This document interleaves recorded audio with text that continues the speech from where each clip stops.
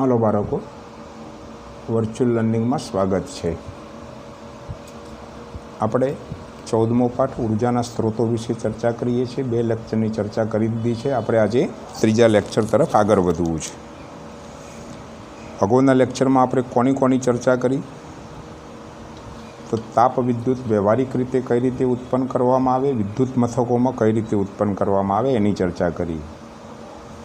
પછી આપણે ઊર્જાના વૈકલ્પિક સ્ત્રોતો તરફ કેમ નજર દોડાવવી જોઈએ એની ચર્ચા કરી। જળ વિદ્યુત કઈ રીતે ઉત્પન્ન થાય, એના ફાયદા શું છે, એની મર્યાદાઓ શું છે એના વિશે પણ ચર્ચા કરી। અને છેલ્લે આપણે બાયોમાસ વિશે ચર્ચા કરી હતી, બરાબર? તો અહીં બરાબર યાદ રાખવાની જ બેટા કે બાયોમાસ તરીકે લાકડા અને છાણા જેવા વનસ્પતિજ અને પ્રાણીજ ઉત્પાદનોમાંથી મળતા બળતણો છે ને એને આપણે બાયોમાસ કહેતા। બાયોમાસની મર્યાદાઓ હતી। શું હતી બેટા? કે એના દહનથી વધુ પ્રમાણમાં ઉષ્મા ઉત્પન્ન નહોતી થતી અને બીજી વાત ખૂબ મોટા પ્રમાણમાં ધુમાડો ઉત્પન્ન કરતો હતો। એના કારણે સ્વાસ્થ્ય બગડે અને પ્રદૂષણ પણ વધે। હવે આપણે શું કરવું જોઈએ બેટા આજે કે બાયોમાસ જેવા બર્તનોની કાર્યક્ષમતામાં વધારો કરવા માટે આપણે કયા ટેકનોલોજીકલ સુધારા કરી શકીએ, બરાબર? એવો પ્રશ્ન પૂછે, બરાબર? તો આજના દિવસનો પહેલો પ્રશ્ન શું છે કે બાયોમાસમાં ની કાર્યક્ષમતામાં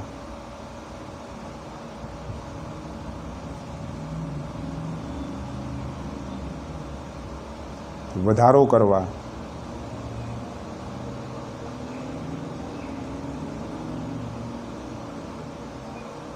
કેવા ટેકનોલોજીકલ સુધારા કરી શકાય?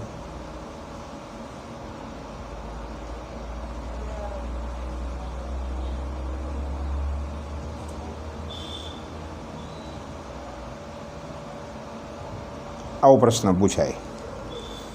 તો અહીં બરાબર યાદ રાખવાનું બેટા કે બાયોમાસ તરીકે લાકડા અને છાણા આવે, લાકડા અને છાણા આવે। ક્લિયર?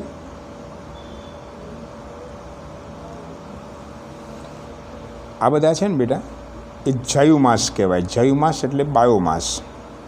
ક્લિયર? એની કાર્યક્ષમતામાં જો વધારો કરવો હોય તો શું કરવું જોઈએ? તો 2 પ્રકારના ટેકનોલોજીકલ સુધારા તમે કરી શકો। નંબર 1, આ લાકડું છે ને બેટા એને ઓક્સિજનના મર્યાદિત પ્રવાહમાં એટલે કે અપૂરતા ઓક્સિજનમાં એને સળગાવવામાં આવે ને ત્યારે એમાંથી પાણી અને બાષ્પશીલ દ્રવ્યો ઉડી જાય ને પછી જે બચે ને બેટા એને ચારકોલ કહેવાય। હવે ચારકોલનો ફાયદો શું છે કે બેટા ચારકોલ છે ને બેટા એ જ્યોત વગર સળગે, ઓછો ધુમાડો પણ ઉત્પન્ન કરે અને ઉષ્મા પણ વધારે ઉત્પન્ન કરે છે। તમે આ પ્રકારનો ટેકનોલોજીકલ સુધારો કરી શકો। ચલો બેટા શું કરવામાં આવે? તો લાકડા છે એને મર્યાદિત ઓક્સિજનની હાજરીમાં શું કરવામાં આવે બેટા? તો સળગાવવામાં આવે।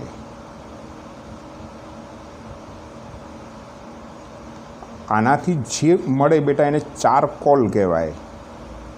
યાદ રાખજો આ ચારકોલના ફાયદા શું?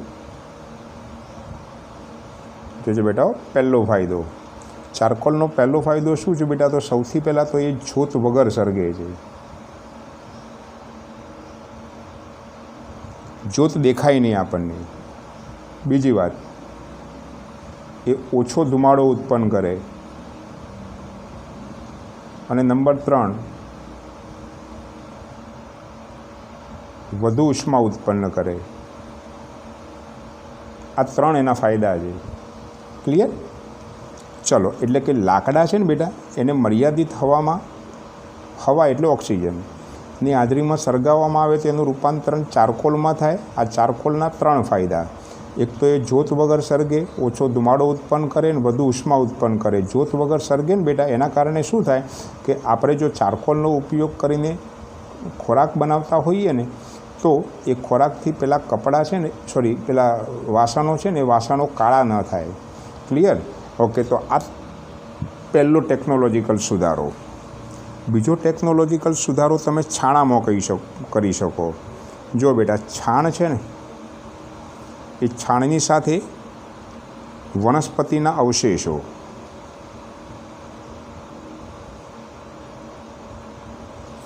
બરાબર. વનસ્પતિના અવશેષોમાં કોનો સમાવેશ થાય? તો પાકોના અવશેષો, પછી શાકભાજી, બરાબર, પછી સુએજ કચરો, આ બધા છે ને બેટા, એને શું કરવામાં આવે? તો ઓક્સિજનની ગેરહાજરીમાં સળવા દેવામાં આવે.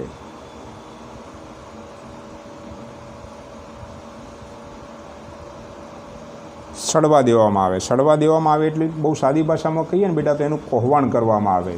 બરાબર. હવે આમ કરવાથી થશે શું બેટા? તો બાયોગેસ ઉત્પન્ન થાય. બાયોગેસ કઈ રીતે ઉત્પન્ન થાય છે એની આપણે ચર્ચા કરીએ છીએ. આ બાયોગેસ છે ને બેટા એ પણ આવું છે. જુઓ બેટા, એમાં પણ આ 3 ફાયદા. એક તો એ ધુમાડા વગરની જ્યોતથી સળગે, ઓછો ધુમાડો પેદા કરે અને ખૂબ મોટા પ્રમાણમાં ઉષ્મા ઉત્પન્ન કરે છે. એટલે તમે આ બાયોમેસ છે ને બેટા એની કાર્યક્ષમતામાં વધારો કરવા માટે તમે આ 2 પ્રકારના ટેકનોલોજીકલ સુધારા કરી શકો. ક્લિયર? હવે આપણે શું કરવું છે બેટા? તો બાયોગેસ ઉત્પન્ન કરવાની રીતનું વર્ણન કરવું છે અને એ બાયોગેસના ફાયદા પણ લખવા છે. બરાબર. એટલે બાયોગેસના ફાયદા છે ને બેટા એ અત્યારે તો આપણે 2-3 જ લખવાના આમ હતું કે જ્યોત વગર સળગે, ઓછો ધુમાડો ઉત્પન્ન કરે અને વધુ પ્રમાણમાં ઉષ્મા ઉત્પન્ન કરે. ક્લિયર? હવે બેટા આપણે શું કરવું છે? તો બાયોગેસ ઉત્પન્ન કરવાની રીતનું વર્ણન કરવું છે. બાયોગેસ ઉત્પન્ન કરવાની રીતનું વર્ણન. બરાબર. હવે હું તમને જરા આકૃતિ દોરીને સમજાવું છું બેટા કે બાયોગેસ તમે કઈ રીતે ઉત્પન્ન કરી શકો. આ બાયોગેસ ઉત્પન્ન કરવા માટે શું કરવાનું બેટા? તો હું તમને જરા સમજાવી દઉં કે જમીનમાં એક ઊંડો ખાડો કરવાનો. ક્લિયર? હું આકૃતિ દોરું છું ને બેટા, એ જરા આકૃતિ પર પૂરતું ધ્યાન આપો એટલે તમારે પ્રોબ્લેમ ન થાય. આમાં શું કરવામાં આવે બેટા કે આ પ્રકારે એક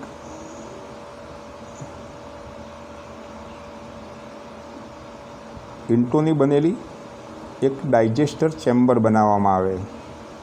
સાદી ભાષામાં કહીએ ને બેટા તો બંધ ટાંકી બનાવવામાં આવે.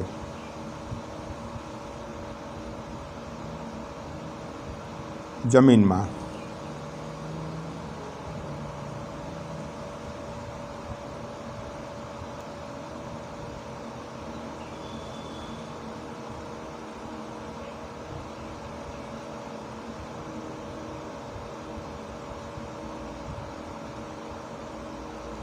આવી જમીનમાં ખાડો કરીને શું કરવામાં આવે બેટા? તો સામાન્ય રીતે આવી ચેમ્બર બનાવવામાં આવે. પછી અહીં છે ને બેટા એ એક મિશ્રણ ટાંકી હોય.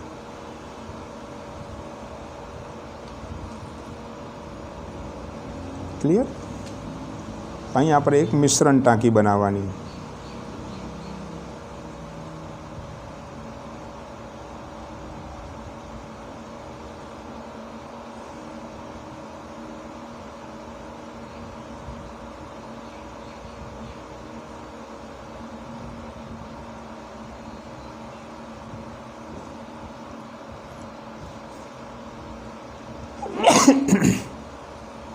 અહીં આપણે એક મિશ્રણ ટાંકી બનાવવાની.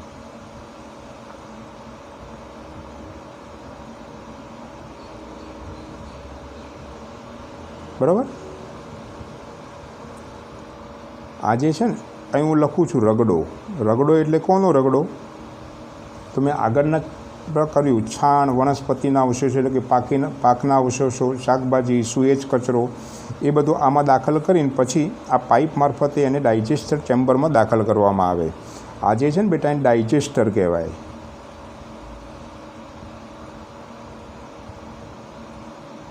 ડાયજેસ્ટર એટલે જે જગ્યાએ એ કચરાનું વિઘટન થાય, સડો થાય ને એની વાત. બરાબર.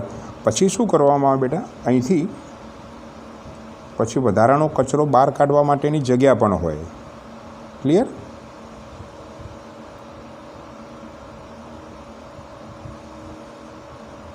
અહીં વધારાનો કચરો બહાર કાઢવાની જગ્યા પણ હોય.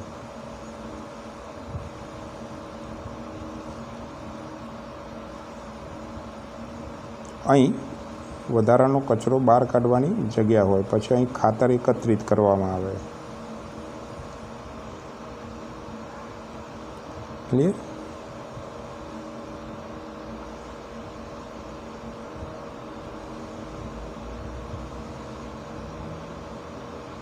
આ પ્રકારે આખી રચના હોય બેટા. બરાબર.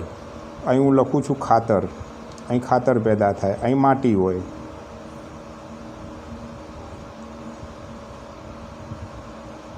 બરાબર. અહીંથી બધું જેમ જેમ સડો થાય, બરાબર, અને વાયુ પેદા થાય, એ વાયુ પછી ઉત્પન્ન થયા પછી વધેલો કચરો છે ને, આ ઉપરના ભાગમાં તો માટી હોય એટલે અહીંથી બહાર કાઢીને પછી એનો અહીં એકત્રિત કરીને એનું ખાતર બનાવવામાં આવે.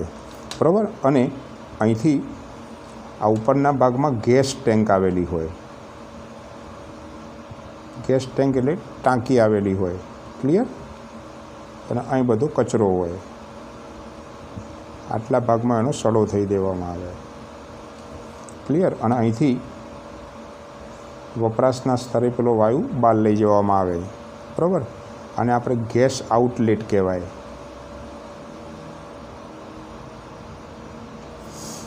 બરાબર. ચલો બેટા, તો બાયોગેસ ઉત્પન્ન કરવાની રીતનું વર્ણન કરું. કે આમાં શું હોય બેટા, કે આ પ્લાન્ટમાં આવું ડોમ જેવું, ડોમ એટલે કે આમ ગુમ્મટનું બનેલું ઈંટોનું માળખું હોય. એની અંદર શું કરવામાં આવે, તો એક મિશ્રણ ટાંકીમાં ગાયનું છાણ છે, પાણી છે, બરાબર, એવું રગડો મિશ્ર કરી અને પછી એને ડાયજેસ્ટરમાં મોકલવામાં આવે. અહીં બરાબર સમજજો બેટા. ફરી એકવાર શું કરવાનું, કે આ પ્લાન્ટમાં ઈંટોનું ડોમ આકારનું એક માળખું બનેલું હોય. ગાયનું છાણ, પાણીનો રગડો એને મિશ્રણ ટાંકીમાં મિશ્ર કરીને પછી ડાયજેસ્ટરમાં મોકલવામાં આવે. આ ડાયજેસ્ટર છે ને બેટા, એ ઓક્સિજન વગરની એક બંધ ચેમ્બર છે. ક્લિયર? બંધ સીલબંધ ચેમ્બર છે. આની અંદર સૂક્ષ્મજીવો હોય. એટલે ઓક્સિજનની ગેરહાજરીમાં શું થાય, તો એ છાણનો રગડો છે ને, એમાંથી જે જટિલ કાર્બનિક સંયોજનો છે એનું નાના નાના ઘટકોમાં રૂપાંતરણ થાય. કેટલાક દિવસ સુધી આ પ્રક્રિયા ચાલુ રહે અને પછી તમને મિથેન, યાદ રાખજો બેટા હો, મિથેન, પછી કાર્બન ડાયોક્સાઇડ, હાઇડ્રોજન અને હાઇડ્રોજન સલ્ફાઇડ વાયુઓનું મિશ્રણ મળે. આ 4 વાયુઓનું જે મિશ્રણ છે ને બેટા, એને બાયોગેસ કહેવામાં આવે. પછી શું કરવામાં આવે, કે બાયોગેસ છે ઉપર પેલી ગેસની ટાંકીમાં એકત્રિત થાય અને આ રીતે પાઇપ મારફતે એને વપરાશના સ્તરે લઈ જવામાં આવે. ઉત્પન્ન કરવાની રીત બિલકુલ સરળ છે. બરાબર. આ પ્રકારની ટાંકી, આ પ્રકારની રચના દોરીને તમે સમજાવી શકો. શું કરવામાં આવે, સૌપ્રથમ તો આપણે લખવાનું કે આ પ્લાન્ટમાં ડોમ જેવું ઈંટોનું એક માળખું હોય. ગાયનો છાણ અને પાણી એનો રગડો બનાવીને મિશ્રણ ટાંકીમાં મિશ્ર કરવામાં આવે. પછી એને ડાયજેસ્ટર ચેમ્બરમાં મોકલવામાં આવે. ડાયજેસ્ટર ચેમ્બર એ ખરેખર શું છે, તો એ ઓક્સિજન વગરની એક સીલબંધ ટાંકી છે. એમાં ઓક્સિજનની ગેરહાજરીમાં શું થાય, તો પેલો જે રગડો એકત્રિત કર્યો છે એનું વિઘટન થાય. એમાં રહેલા જટિલ કાર્બનિક સંયોજનો છે એને નાના નાના ભાગમાં તોડી નાખે. કેટલાક દિવસ સુધી આ પ્રક્રિયા ચાલુ રહે અને અંતે મિથેન, કાર્બન ડાયોક્સાઇડ, હાઇડ્રોજન અને હાઇડ્રોજન સલ્ફાઇડ. આ યાદ રાખજો બેટા. બાયોગેસ એ કયા વાયુઓનું મિશ્રણ છે, તો મિથેન. મિથેન એટલે CH4, CO2, H2 અને H2S, એટલે કે કાર્બન ડાયોક્સાઇડ, હાઇડ્રોજન અને હાઇડ્રોજન સલ્ફાઇડ વાયુઓનું મિશ્રણ ઉત્પન્ન થાય, જેને બાયોગેસ કહેવામાં આવે. બાયોગેસ છે એ ગેસ ટેન્કમાં એકત્રિત થયેલો બાયોગેસ છે એને શું કરવામાં આવે, તો પાઇપ મારફતે વપરાશના સ્તરે અને ઉપયોગના સ્તરે લઈ જવામાં આવે. ક્લિયર? આ રીતે બેટા બાયોગેસ ઉત્પન્ન કરી શકાય. હવે આપણે શું કરવું છે બેટા, તો એ બાયોગેસના ફાયદા જોવા છે કે આ બાયોગેસનો શું ફાયદો. બરાબર. આના ફાયદા શું, બરાબર જોજો બેટા એના ફાયદા. પહેલો ફાયદો, સૌથી પહેલાં તો બાયોગેસમાં 75% સુધી મિથેન હોય. 75% મિથેન હોય. બરાબર. એટલે એ ધુમાડા રહિત સરકતું ઉત્તમ બળતણ છે. ધુમાડા રહિત સરકતું ઉત્તમ બળતણ છે. ક્લિયર? આ પહેલો ફાયદો એનો. બરાબર. બીજી વાત, દહનને અંતે કોઈ અવશેષ ન બચે. યાદ રાખવાનું બેટા. આમાં શું થાય બેટા? કોઈ અવશેષ બચતો નથી. લખવાનું, દહનને અંતે અવશેષ ન બચે.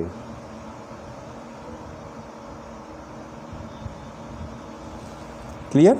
બીજી વાત, આ બાયોગેસ છે ને બેટા, એમાંથી પ્રકાશ પણ મેળવવામાં આવે છે. એટલે પ્રકાશ પણ મેળવી શકાય છે.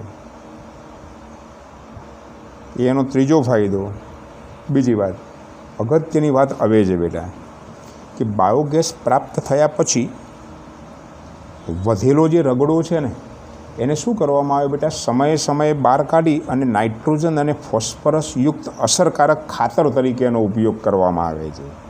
ખ્યાલ આવ્યો? તો આપણે લખવાનું કે વધેલા રગડાનું માંથી કયું બેટા? તો નાઇટ્રોજન અને ફોસ્ફરસ યુક્ત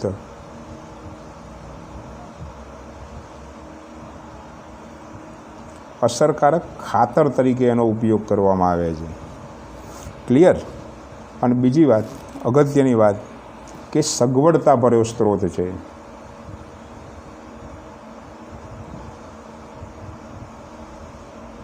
ઉર્જા સ્ત્રોત છે. ક્લિયર? ખબર પડી બેટા ફાયદા કેટલા છે? તો 75% સુધી જુઓ બેટા, એ મિથેન, કાર્બન ડાયોક્સાઇડ, હાઇડ્રોજન અને હાઇડ્રોજન સલ્ફાઇડનું મિશ્રણ છે. ક્લિયર? આમાં 75% સુધી તો માત્ર મિથેન હોય ને. મિથેન હોય ને બેટા, મિથેન હંમેશા ધુમાડા રહિત બળતણથી સર્ગે, દહનથી સર્ગે. એનો મતલબ કે બાયોગેસ પોતે ધુમાડા રહિત બળતણ છે, ઉત્તમ બળતણ છે, પણ દહનને અંતે કોઈ અવશેષ બચતો નથી. એમાંથી પ્રકાશ પણ મેળવી શકાય.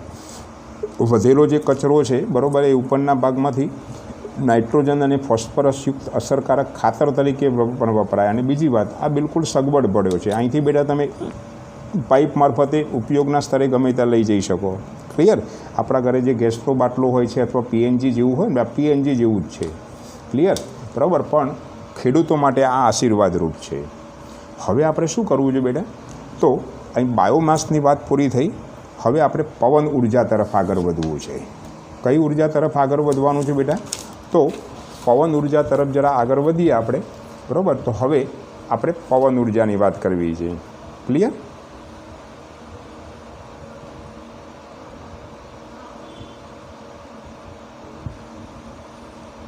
તો સૌથી પહેલાં પવન ઉર્જાના ઉપયોગ લખીએ.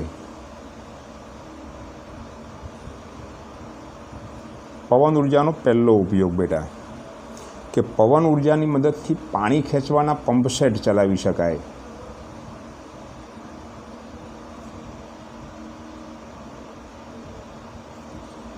આ પહેલો ઉપયોગ. પછી પવન ઉર્જાનો ઉપયોગ કરીને પવનચક્કી, તમે બધા સાંભળી હશે. બરાબર. આ પવનચક્કીનો ઉપયોગ કરીને વિદ્યુત ઉર્જા ઉત્પન્ન કરી શકાય. આ પવન ઉર્જાના મુખ્યત્વે બે ઉપયોગ. હવે આપણે શું કરવું છે બેટા? તો આ પવન ઉર્જામાં પવનચક્કીનો ઉપયોગ કરીને વિદ્યુત ઉર્જા કઈ રીતે મેળવી શકાય, બીજી અન્ય યાંત્રિક ઉર્જાઓ કઈ રીતે મેળવી શકાય, એની આપણે ચર્ચા કરવી છે. બરાબર. એટલે આપણે શું કરવું છે બેટા? હવે પછીનો જે પ્રશ્ન છે ને બેટા, એ પવનચક્કીવાળો પ્રશ્ન છે. એટલે આપણે પવનચક્કીની વાત કરીએ. હવે આ પવનચક્કીની હું તમને સૌથી પહેલાં તો રચના સમજાવું. ક્લિયર? પવનચક્કી વિશે ચર્ચા કરવાની છે. પવનચક્કીમાં હોય શું બેટા? તો હું તમને જરા સમજાવી દઉં કે આવો એક ઊંચો ટાવર હોય. ક્લિયર?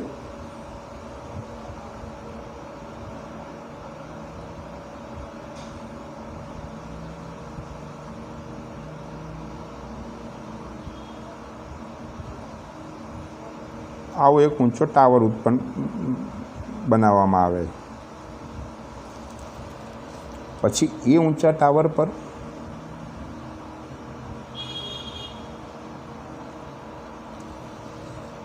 सामान्य रीते वीजळीना पंखा जेवी रचना बनाववामां आवे।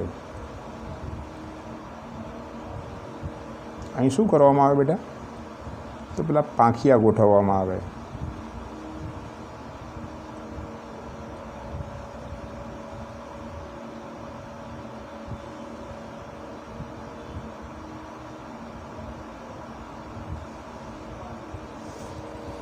ક્લિયર? આવી રચના હોય એટલે પવનચક્કીની રચના છે ને બેટા એ વીજળીના પંખા જેવી હોય।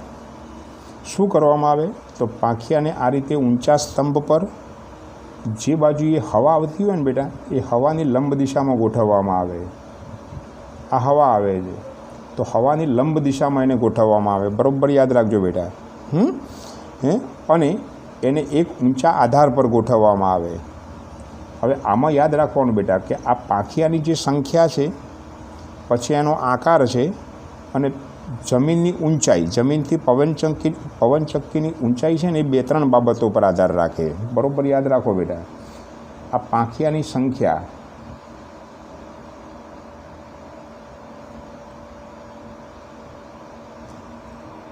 પછી આકાર,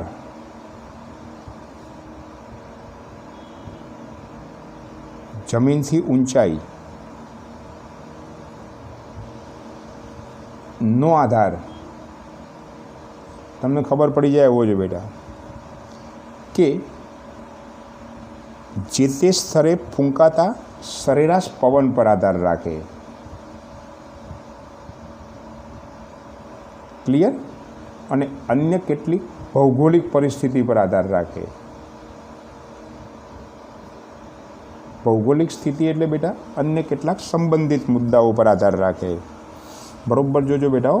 રચના શું છે તો આપણે એવું લખવાનું, સામાન્ય રીતે પવન ઉર્જાનો ઉપયોગ કરી અને શું કરવામાં આવે તો વિદ્યુત ઉર્જા મેળવવા માટે ને પછી એમાંથી કેટલીક યાંત્રિક ઉર્જા મેળવવા માટે એનો ઉપયોગ થાય। પવનચક્કીની રચના એક વીજળીના મોટા થાંભલા જેવી છે, વીજળીના પંખા જેવી છે। આ જે વીજળીના પંખા છે એને ઊંચા ટાવર પર ગોઠવવામાં આવે। કઈ રીતે ગોઠવવામાં આવે તો પેલી હવાની લંબ દિશામાં ગોઠવવામાં આવે। બરાબર? પછી આ પાંખિયાઓની સંખ્યા, આકાર અને જમીનથી ઊંચાઈનો આધાર 2 બાબત પર આધાર રાખે। સરેરાશ પવન અને ભૌગોલિક સ્થિતિ પર આધાર રાખે। પવનચક્કીની રચના આવી છે। હવે આ પવનચક્કી બેટા કાર્ય કઈ રીતે કરે, એની કાર્ય પદ્ધતિ શું છે?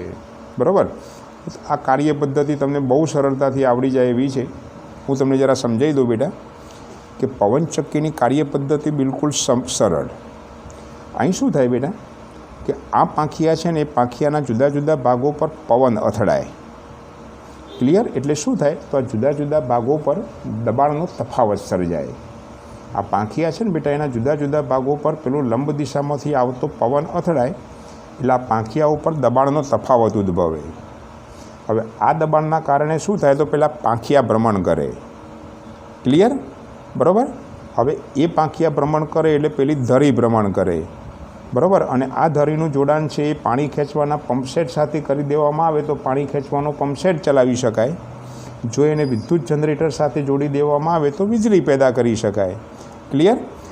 અહીં બરાબર યાદ રાખવાનું બેટા। ફરી એકવાર કાર્ય પદ્ધતિ બિલકુલ સિમ્પલ કે પવનચક્કીના પાંખિયાની રચના આપણે એવી રીતે કરવામાં આવે કે એની સાથે જ્યારે પવન અથડાય ને ત્યારે એ પાંખિયાના જુદા જુદા ભાગો પર દબાણનો તફાવત સર્જાય। આ દબાણના તફાવતના કારણે પેલા પાંખિયા પરિભ્રમણ કરવા લાગે। પછી એ પરિભ્રમણની ઝડપ છે ને બેટા એ પવનના વેગને કારણે નક્કી થાય। હવે પાંખિયા ફરે એટલે પહેલાં ધરી ફરે, ધરીની ગતિ છે ને એને બેટા જો પાણી ખેંચવાના પંપસેટ સાથે જોડી દેવામાં આવે તો પાણી ખેંચવાનો પંપસેટ ચલાવી શકાય। અને જો જનરેટર સાથે કરી દેવામાં આવે તો વીજળી ઉત્પન્ન કરી શકાય। ક્લિયર? પણ આમાં એક નોંધ રાખવા જેવી છે બેટા કે પવનચક્કી દ્વારા જો પવન ઉર્જા મેળવવી હોય ને તો સરેરાશ પવનની ઝડપ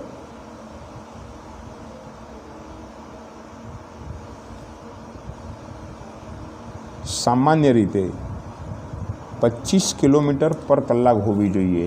આટલા ઝડપથી બેટા પવન ફૂંકાતો હોય ને એવી જગ્યાએ જ પવનચક્કી બનાવવામાં આવે। આ પવનચક્કી બનાવવામાં આવે ને બેટા જે જગ્યાએ જે પવન ઉર્જાનો ઉપયોગ કરીને વિશાળ પાયા પર પવનચક્કીઓ ઊભી કરવામાં આવે છે ને બેટા, એને વિન્ડ ફાર્મ કહેવામાં આવે. ક્લિયર? તો એ વિન્ડ ફાર્મ છે ને એ સામાન્ય રીતે દરિયા કિનારે ઊભું કરવામાં આવે. બરાબર? દરિયા કિનારે સામાન્ય રીતે આટલો પવન છે ને એ સરેરાશ ફૂંકાતો હોય. ગમે તે જગ્યાએ બેટા પવનચક્કી ઊભી ન કરી શકાય. બરાબર? હું તમને બે દેશોની તુલના બતાવું. એક ડેનમાર્ક દેશ અને ભારત. બરાબર? આ ડેનમાર્ક છે ને બેટા, એ તમારી જાણકારી ખાતર કહી દો બેટા, એ પવનનો દેશ છે. બરાબર? આ ડેનમાર્ક દેશમાં 25% વીજળી છે ને બેટા, એ સામાન્ય રીતે પવન ઉર્જાનો ઉપયોગ કરીને મેળવવામાં આવે છે. બરાબર? ભારત છે ને બેટા, એ પવન ઉર્જા દ્વારા વીજળી ઉત્પન્ન કરવામાં 5મું સ્થાન ધરાવે વિશ્વમાં. ક્લિયર? જો બેટા ખરેખર આ ભારતમાં તમામ પવન ઉર્જાનો ઉપયોગ કરીને વીજળી ઉત્પન્ન કરવામાં આવે ને, બરાબર, જો તમામ પવન ઉર્જાનો ઉપયોગ કરવામાં આવે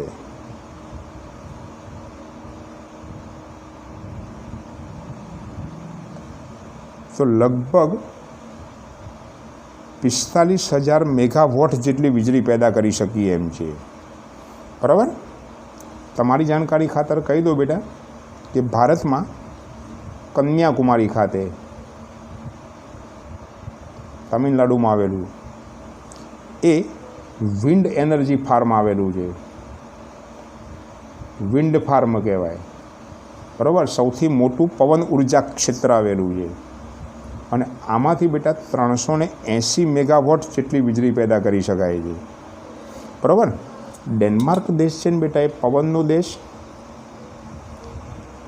કુલ જે વિદ્યુત ઉર્જાની આપૂર્તિ હોય છે એમાંથી લગભગ 25% વીજળી છે બેટા, એ ડેનમાર્ક દેશ છે એ પવન ઉર્જાથી પ્રાપ્ત કરે છે. ભારત છે ને બેટા, એ પવન ઉર્જા દ્વારા વીજળી પ્રાપ્ત કરવામાં 5મું સ્થાન ધરાવે છે. પણ આપણે પવનો દ્વારા વિદ્યુત ઉત્પાદનની ક્ષમતાનો જો પૂરેપૂરો ઉપયોગ કરી દઈએ તો લગભગ 45,000 મેગાવોટ જેટલી વીજળી પેદા કરી શકાય એમ છે. ભારતમાં તમિલનાડુમાં કન્યાકુમારી ખાતે આવું એક વિશાળ વિન્ડ ફાર્મ આવેલું છે અને એ દૈનિક 380 મેગાવોટ જેટલી વીજળી પેદા કરી શકે છે. ક્લિયર બેટા? એ એનો ભારત અને ડેનમાર્ક દેશમાં આટલો ફરક છે. બરાબર? ભારત દેશમાં બેટા આના દ્વારા જે વીજળી પેદા થાય છે ને, એ માત્ર 3% વીજળી પેદા કરી શકાય છે. બરાબર? આપણે બહુ વધારે વીજળી પેદા કરી શકતા નથી. ક્લિયર? ઓકે. તો બીજી વાત, હવે આપણે જે ચર્ચા કરવી છે ને બેટા, એ પવન ઉર્જાના ફાયદા અને ગેરફાયદાની વાત કરવી છે. એના ફાયદા શું અને એ આ બાજુ એના ગેરફાયદાની ચર્ચા કરીએ. બરાબર? પહેલો ઉર્જો બેટા, સૌથી પહેલાં તો આ છે ને બેટા, એ પુનઃપ્રાપ્ય ઉર્જા સ્ત્રોત છે. ક્લિયર? બીજી વાત, આમાં વધુ વારંવાર ખર્ચ કરવાની જરૂર નથી. ખર્ચો થતો નથી. લગભગ કોઈ ખર્ચો જ ના થાય બેટા. ખ્યાલ આવે? બીજી વાત, આ પવન ઉર્જા છે ને બેટા, એ સૌથી પહેલાં તો મફત અને ભરોસાપાત્ર ઉર્જા સ્ત્રોત છે. એનો બીજો ફાયદો. બીજી વાત, આ પવન ઉર્જા સ્વચ્છ છે.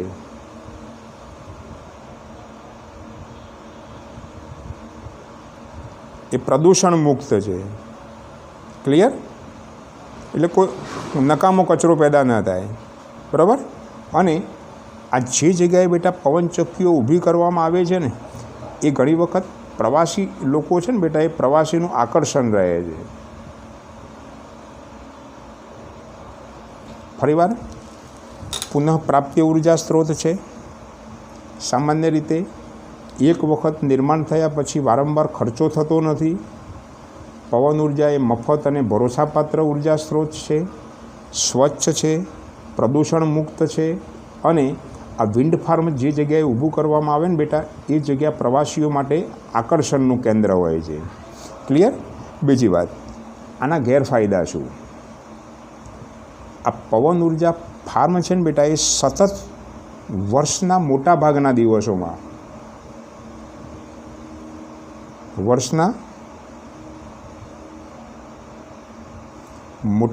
દિવસોએ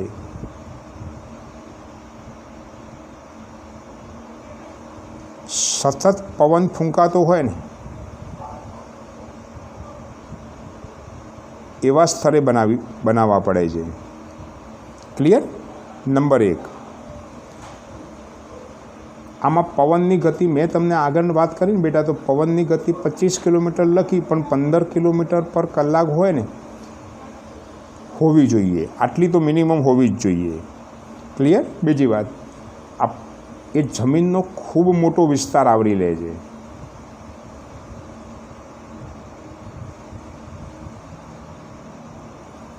એવું કહેવાય છે કે 1 મેગાવોટ વીજળી પેદા કરવી હોય ને તો સામાન્ય રીતે 2 હેક્ટર જમીનની જરૂર પડે.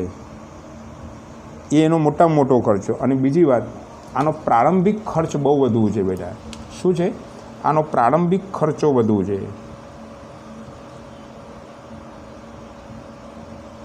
ક્લિયર? તો આ છે ને બેટા એના પહેલાં છે ગેરફાયદા છે. પહેલો ગેરફાયદો ખબર પડી બેટા, વર્ષના મોટા ભાગના દિવસોમાં પવન ફૂંકાતો હોય, સતત પવન ફૂંકાતો હોય એવા સ્થળે જ આ ઊભું કરી શકાય. નંબર 2, બીજી વાત શું છે બેટા, કે પવનની ગતિ સરેરાશ સામાન્ય રીતે 15 કિલોમીટર પ્રતિ કલાક ઓછામાં ઓછી હોવી જોઈએ. પછી જમીનનો ખૂબ મોટો વિસ્તાર આવડે. એવું કહેવાય છે કે ભાઈ 1 મેગાવોટ વીજળી જો પેદા કરવી હોય તો સામાન્ય રીતે આપણે 2 હેક્ટર જમીનની જરૂર પડે અને પ્રારંભિક ખર્ચો ખૂબ વધારે છે. ક્લિયર બેટા? તો આ છે ને એના ગેરફાયદા છે અને એના ફાયદા પણ કેટલાક છે. ઓકે, તો પવન ઉર્જાની મદદથી વીજળી ઉત્પન્ન કરવા માટેના જે સ્ત્રોત છે ને બેટા, એ પવન ઉર્જા વિશેની આપણે ચર્ચા અહીં પૂરી કરીએ છીએ. બરાબર? હવે આપણે જે આગળની ચર્ચા કરીશું એ સૂર્ય ઉર્જા વિશે ચર્ચા કરીશું. જરૂર ઉર્જાની ચર્ચા તો આગળ કરી લીધી. ઓકે બેટા? તો આજના દિવસના અગત્યના પ્રશ્નો કયા હતા બેટા? તો બાયોમાસ, પછી બાયોગેસ કઈ રીતે ઉત્પન્ન થાય, પવન ઉર્જા, પવનચક્કીની વાત કરી આપણે, અને પવનચક્કીની ફાયદા અને ગેરફાયદાની ચર્ચા કરી. ઓકે બેટા? બાકીની ચર્ચા હવે પછીના લેક્ચરમાં આપણે કરીશું. ઓકે બેટા? બાય, આવજો.